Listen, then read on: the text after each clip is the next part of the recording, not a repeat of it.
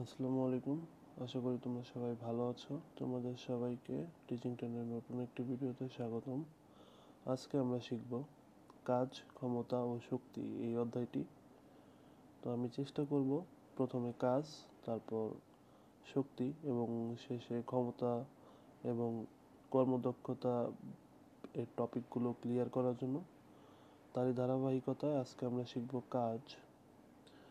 তো আজকে আমাদের টপিক হচ্ছে কাজ বা ওয়ার্ক। নর্মালি আমরা কাজ বলতে কি বুঝি? ফিজিক্সের ভাষায় যেটা হচ্ছে, প্রথমে আমি শুধু সূত্রটা লিখে দিলাম যাতে তোমাদের বুঝতে সুবিধা হয়। আমরা এখানে হয়তো অবগত আছি, এফ হচ্ছে বল। তোমাদের তৃতীয় অধ্যায়ে বল নিয়ে খুব ডিটেলস আলোচনা করা আছে। এস হচ্ছে সরণ। তো স্বাভাবিকভাবেই বোঝা যাচ্ছে যে বল এবং সরণ এই দুটোর গুণফলই হচ্ছে কাজ। যদি আমি সংজ্ঞা আকারে দিতে চাই, কোনো বস্তুর উপর প্রযুক্ত বল এবং বল প্রয়োগ করার সময়টুকুতে বস্তুটি বলের দিকে যে দূরত্ব অতিক্রম করে তার গুণফলকে কাজ বলে। তার মানে তুমি যদি কোনো একটি বস্তুর উপর, যেমন এটা একটা ব্লক হতে পারে, এই ব্লকের উপর যদি তুমি এফ বল প্রয়োগ করো এবং তা যদি এস সরণ লাভ করে, তাহলে এই এফ এবং এস এর গুণফলটাই হবে তোমার কাজ। তার মানে আমরা বুঝতে পারছি এখানে কাজের ক্ষেত্রে বল এবং সরণ দুটোই খুব গুরুত্বপূর্ণ ভূমিকা রাখে। তো এখন আমরা একটু দেখতে যাচ্ছি যে কাজের এককটা কি হয়। কাজের একক নির্ণয় করা খুবই সোজা। তো কাজের সূত্রটা আমরা আগে জেনেছি, ডাব্লিউ সমান এফ এস। আমরা জানি এফ এর একক হচ্ছে নিউটন এবং এস এর একক হচ্ছে মিটার। সো কাজের একক হচ্ছে নিউটন মিটার, বা আমরা এটাকে জুল বলতে পারি, জুল। ঠিক আছে। তো এটা হচ্ছে কাজ নিয়ে বেসিক আলোচনা। বা আমরা এখন চাইলে কাজের মাত্রাটা একটু দেখতে পারি। চলো আমরা একটু কাজের মাত্রাটা দেখে আসি। তো আমরা যদি মাত্রা নির্ণয় করতে চাই, মাত্রাকে কিন্তু সবসময় থার্ড ব্র্যাকেটের ভিতর লিখতে হয়। তো দেখি আমরা বের করতে পারি কিনা। এখন ডাব্লিউ সমান কি, এফ ইন্টু এস। তো এফ ইকুয়াল টু আমরা আবার কি লিখতে পারি, আমরা জানি পূর্ববর্তী অধ্যায় পড়ার সূত্রে F equal to M A, অথবা যদি নাও জানি আমি এখন বলে দিলাম। এবং সাথে কি আছে, এস। এই এসটা কোত্থেকে আসলো? এই যে এফ এর পরিবর্তে আমি লিখে ফেললাম হচ্ছে, আচ্ছা আমি একটু ক্লিয়ার করি, এফ এর পরিবর্তে লিখলাম আমি এম এ এবং এই এস এর পরিবর্তে হলো এই এস। সো তারপরে আমরা একটু দেখার চেষ্টা করব এখন এই ত্বরণকে আবার কিভাবে ভেঙে লেখা যায়। আমরা জানি এ সমান বেগের পরিবর্তন বাই সময় টু এস, তাই না? এর পরিবর্তে আমরা লিখলাম ভি বাই টি। তো তারপরে কি করা যায়, এখন আমরা চাইলে কিন্তু ভিকে আরেকটু ভেঙে লিখতে পারি। সেটা কিভাবে? সেটা কিছুটা এভাবে, যেমন S by T into S. ঠিক আছে। সো এটা কীভাবে হলো, আমরা জানি এস সমান সমান ভিটি, বা ভি যদি এখানে রাখি S by T, right? So M into S by T. এখানে নিচে যেহেতু টিটা আছে, টি এর নিচে মনে মনে একটা ওয়ান আছে, সো সেই ওয়ানটা যাবে উপরে, টি আসবে নিচে, ইন্টু এস, রাইট? সো এখান থেকে আমি দেখতে পাচ্ছি টি আর টি মিলে হয়ে যাবে হচ্ছে টি স্কোয়ার, এবং এস আর এস মিলে হবে এস স্কোয়ার। তো এখান থেকে খুব সহজেই ক্লিয়ার হওয়া যাচ্ছে যে কী হবে। এখন দেখো, এম এম হচ্ছে কি, ভর, তাই না? এম এখানে যে আমার এমটা আছে, এই এমটা হচ্ছে ভর। ভরের একক হচ্ছে, সরি, ভরের মাত্রা হচ্ছে এম। মাত্রা কিন্তু সবগুলো ক্যাপিটাল লেটারে লিখতে হয়। এস, এস মানে কি, সরণ। সরণের মাত্রা হচ্ছে লেন্থ, এল। আর সময়টা টাইম, এটা হচ্ছে টি স্কোয়ার। যেহেতু টি নিচে, তাহলে কিন্তু আমরা টিকে ইনভার্স আকারে লিখে দিতে পারি। তাহলে সবার শেষে আমরা কি লিখতে বললাম, আমাদের মাত্রা বের করা কিন্তু খুবই সহজ। তার মানে কাজের মাত্রাটা হচ্ছে, থার্ড ব্র্যাকেটে লিখতে হবে M L square T inverse 2। এটা তোমাদের অনেক সময় এমসিকিউতে চলে আসে, এই জন্য ব্যাপারটা ক্লিয়ার করা। আর এটা হবে সম্পূর্ণ একটা থিওরি ক্লাস।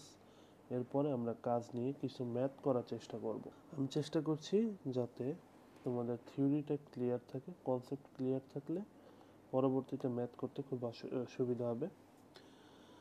ওকে, তো আরেকটা জিনিস যেটা হচ্ছে যে বল প্রয়োগ করলেই কি কাজ হয়?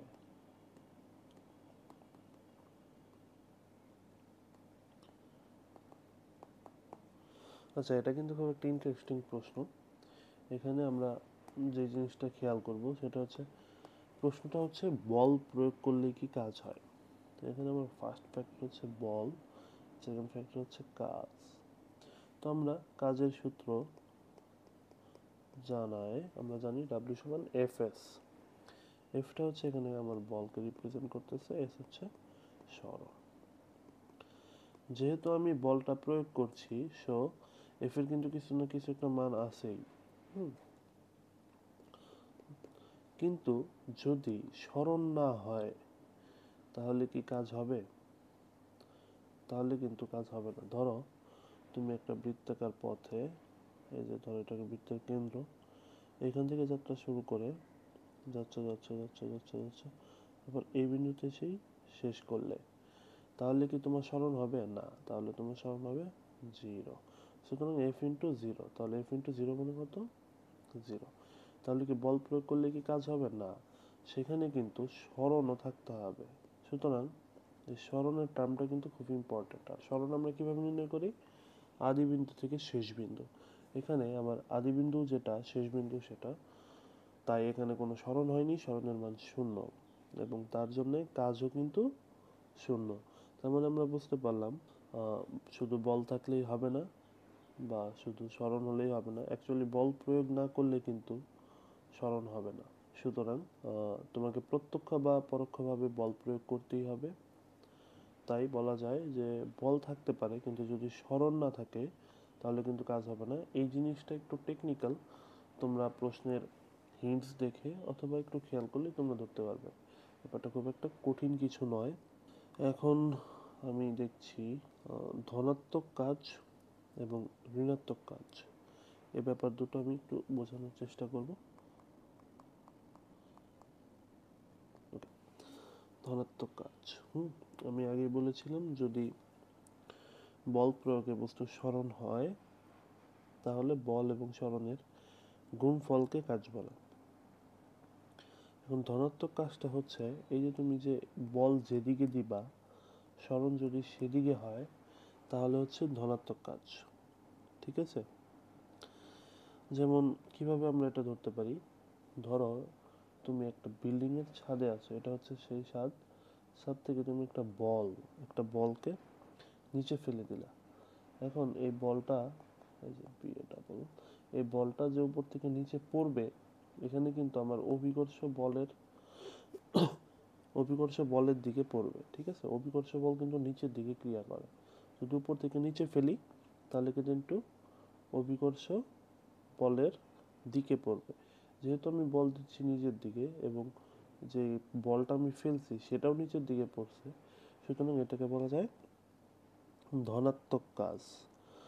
এখন যদি আমি ঋণাত্মক কাজকে বলি, তাহলে কি হতে পারে? যদি এই সেম বলটাকে, ধরো এই যে হচ্ছে আমার ছাদ, এই সেম বলটাকে যদি আমার নিচ থেকে উপরের দিকে উঠাতে হয়, এভাবে হয়, তাহলে কিন্তু আমি অভিকর্ষ বলের বিরুদ্ধে কাজ করলাম। এই জন্য হবে এটা ঋণাত্মক কাজ। ঠিক আছে? তো আশা করি তোমরা ধনাত্মক এবং ঋণাত্মক কাজ বুঝতে পেরেছ।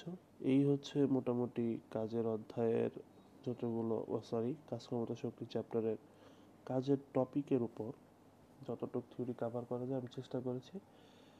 পরবর্তী ভিডিওতে আমরা কিছু ম্যাথমেটিক্যাল টার্ম অথবা কিছু অঙ্ক করার চেষ্টা করব। তো তোমাদের সাথে দেখা হচ্ছে পরবর্তী ভিডিওতে।